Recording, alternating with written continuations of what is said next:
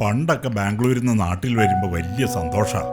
കാര്യം കാണാൻ പേരിന് ചിരിച്ചു കാണിക്കുന്ന കൃത്രിമ മുഖങ്ങളെ കാണണ്ടല്ലോ, മനുഷ്യരെ കാണാലോ. പക്ഷേ ഈയിടെയായി ഇവിടെയും ചായം തേച്ച മുഖങ്ങളാ. കുഞ്ഞുണ്ണി ഭാഗ്യം ചെയ്തവനാ, ഇതൊന്നും മനസ്സിലാകുന്നില്ലല്ലോ. ആ പിന്നെ കുഞ്ഞുണ്ണിക്ക് എപ്പോഴും ഇങ്ങനെ പച്ച മനുഷ്യനായിട്ട് ജീവിക്കാൻ പറ്റുന്നുണ്ടല്ലോ. നീ പൊളിയാടാ. അച്ഛാ, ആ പാവത്തിനെ കൊല്ലണ്ട. കുഞ്ഞുണ്ണി, ഇത് നിനക്കാ. മുണ്ടും ഷർട്ടുവാ, ഒന്ന് കുളൂസാവട്ടേടോ. ഇതൊക്കെ പുതിയതല്ലേ? പുതിയത് ഞാൻ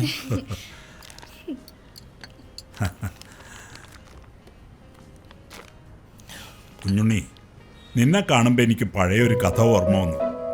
അതായത് നിന്നെപ്പോലെ ഒരാൾ ഒരു മരച്ചുവട്ടിൽ വെറുതെ ഇരിക്കുകയായിരുന്നു സുഖമായിട്ട്. അപ്പോൾ പണിക്ക് പോകുന്ന ഒരാൾ അതിലെ വന്നു. അയാൾ ചോദിച്ചു, എന്താടോ വെറുതെ കുത്തിയിരിക്കുക, വല്ല പണിക്കും പോടോ. അപ്പം ഇയാൾ ചോദിച്ചു, എന്നിട്ടെന്തിനാ, പണിക്ക് പോയ കൂലി കിട്ടും, സമ്പാദിക്കാം, എന്നിട്ടോ വീടുണ്ടാക്കാം, കല്യാണം കഴിക്കാം, എന്നിട്ടോ മക്കളുണ്ടാവും, അവരെ വളർത്താം, എന്നിട്ടോ. അപ്പോൾ പണിക്കാരൻ പറഞ്ഞു, മക്കൾ വളർന്നാൽ പണിക്ക് പോയിക്കോളും, ആ പൈസ കൊണ്ട് നിങ്ങൾക്ക് സുഖമായിട്ട് ജീവിക്കാം, ഒരു പണിയെടുക്കാതെ വെറുതെ ഇരിക്കാം. അത് കേട്ട് അയാൾ പറഞ്ഞു, അതല്ലേ ഞാനിപ്പോൾ ചെയ്യുന്നത്. ഈ കഥയിലെ ആളെപ്പോലെ നീ ഇപ്പോൾ സന്തോഷത്തിലാണ്. മറ്റുള്ളവർ പറയുന്ന ഒന്നും കേൾക്കരുത്, കേട്ടാൽ ഉള്ള സന്തോഷം പോകും. നിന്റെ സന്തോഷം നീ തന്നെ തീരുമാനിക്കണ്ട. വന്ന കാര്യം മറന്നോ? ഓ, അത് നീ പറയല്ലേ നല്ലത്. അച്ഛൻ തന്നെ പറഞ്ഞാൽ മതി.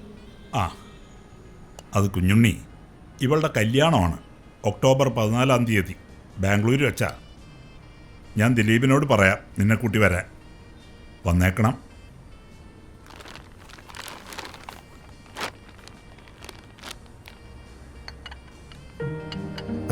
എന്താടോ ഒരു വിഷമം പോലെ? അവള് പോവാന്ന് വിചാരിച്ച? ഞാൻ വരും. ഞാൻ വന്നാ കുഞ്ഞേൻ്റെ അടുത്ത് വരികയും ചെയ്യും. പിന്നെ കുഞ്ഞുണ്ണിക്ക് താല്പര്യം ഉണ്ടെങ്കിൽ ബാംഗ്ലൂർക്ക് വരാം, എൻ്റെ കൂടെ താമസിക്കുകയും ചെയ്യാം. പിന്നെ അമ്മേനെ കുളിപ്പിക്കാനും ഭക്ഷണം ഉണ്ടാക്കി കൊടുക്കാനൊക്കെ ആരാ? പിന്നെ മണിയടുത്തേക്ക് തേങ്ങ പൊളിച്ചു കൊടുക്കണം, അടുത്ത വീട്ടിൽ സാധനം വാങ്ങിക്കൊടുക്കണ്ട്, ഫ്ലാറ്റിലെ കുട്ടികളെ നഴ്സറി കൊണ്ടാക്കണം. ഞാൻ അവിടുന്ന് പോന്നാൽ കുറേ ആൾക്കാർ ബുദ്ധിമുട്ടിലാവും. പിന്നെ എൻ്റെ അമ്മയ്ക്ക് ഏറ്റവും ഇഷ്ടമുള്ള നാടാത്. ഞാൻ ഇവിടെ തന്നെ ഉണ്ടാവണം. കുഞ്ഞേട്ടാ, എൻ്റെ കല്യാണത്തിന് നേരത്തെ വരണം. ഏട്ടനാന്നുള്ള കാര്യം മറന്നുകൊണ്ടാ.